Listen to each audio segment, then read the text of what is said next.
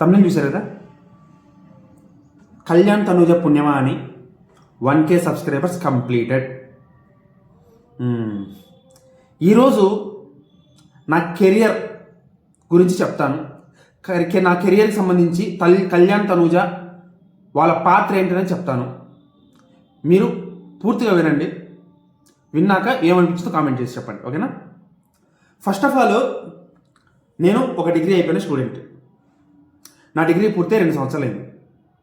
2 సంవత్సరాల క్రితం, అంటే డిగ్రీలో ఉన్నప్పుడే 2023లో ఛానల్ స్టార్ట్ చేశాను. ఛానల్ స్టార్ట్ చేసినప్పుడు నా పరిస్థితి ఏంటో తెలుసా? 0. ఎవరికైనా అంతే ఉంటుంది. కానీ నా దరిద్రం ఏంటంటే, ఛానల్ స్టార్ట్ చేసిన 2.5 సంవత్సరాలకు కూడా నా పరిస్థితి 0నే. ఏదో 1-2 సందర్భాల్లో మంచిగా అలా పైకి లేచి మళ్ళీ పడిపోయాను తప్ప కన్సిస్టెన్సీగా ఏ రోజు నేను సక్సెస్గా లేను. గత నెల రోజుల క్రితం ముందు కూడా ఫిబ్రవరిలో కూడా ఐఎమ్ ఏ 0. నాకు యూట్యూబ్ మీద హోప్ లేదు, యూట్యూబ్ మీద ఏ ఆశ లేదు.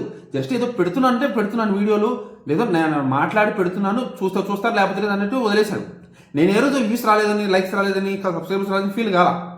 కానీ వస్తే బాగుంటుందిలే, ఎప్పుడో ఒకసారి వస్తుందిలే, ఓ 2 సంవత్సరాలకు 3 సంవత్సరాలకు, ఈ 3 సంవత్సరాలు కాకుండా ఇంకో 3 సంవత్సరాల టైం తీసుకున్నా సరే వస్తుంది కదా అనుకున్నాను. కానీ అలా వెళ్తున్న సమయంలో ఒకరోజు నేను బిగ్ బాస్లో చూశాను. ఆల్రెడీ కళ్యాణ్ తనూజ అంటే నేను ఇష్టమే, నేను కూడా ఓట్లు వేసాను. నేను కూడా నా తరపున ఓట్లు అయితే వేశాను. వాళ్ళు బయటకు వచ్చిన తర్వాత వాళ్ళ మీద నెగిటివిటీ చూశాను.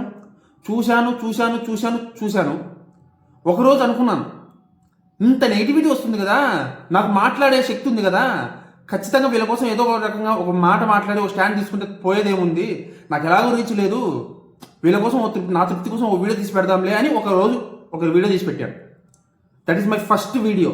లెంతీ వీడియోనే, ఫస్ట్ వీడియో కళ్యాణ్ తనూజ గురించి పెట్టాను. వీళ్ళని ఇంకా వదలరా, ఇంకా కర్మ అని చెప్పి. ఆ రోజు నా జీవితం మారింది. ఆ రోజు నుంచి నా జీవితం మారడం మొదలైంది. ఈ స్థాయికి రావడానికి మెట్ట ఆ రోజు పడింది.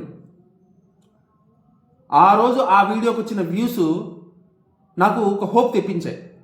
ఏంటిది, కళ్యాణ్ తనూజ గురించి ఇంతమంది కోరుకుంటున్నారా, ఇంతమంది నేను మాట్లాడడం ఇష్టపడుతున్నారా, ఇంతమంది లైక్ చేశారు, ఇంతమంది నాకు వ్యూవర్స్ వచ్చారు, కాబట్టి కళ్యాణ్ తనూజ గురించి డిఫెండ్ చేస్తూ మాట్లాడితే నాకు ఖచ్చితంగా వాళ్ళ కోసం నిలబడితే ఖచ్చితంగా జనాలు ఆదరిస్తారని నమ్మకం నాకు ఆ వీడియోతో కలిగింది.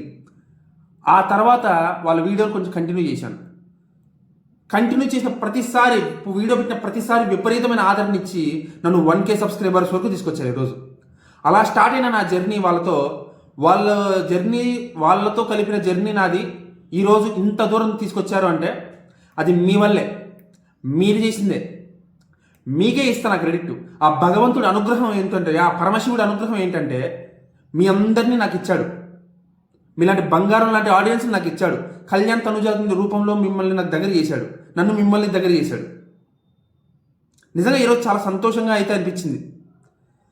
కేవలం ఒక్క మాట అడిగాను నా షార్ట్లో, తనూజ కళ్యాణ్ ఫ్యాన్స్ నాకు సపోర్ట్ చేయండి, నన్ను 1K సబ్స్క్రైబర్ దగ్గర తీసుకెళ్ళండి అని ఒక్క మాట అడిగానో లేదో, మీరందరూ కలిసికట్టుగా నా కోసం నిలబడి నన్ను 1K సబ్స్క్రైబర్స్ వరకు తీసుకొచ్చారు.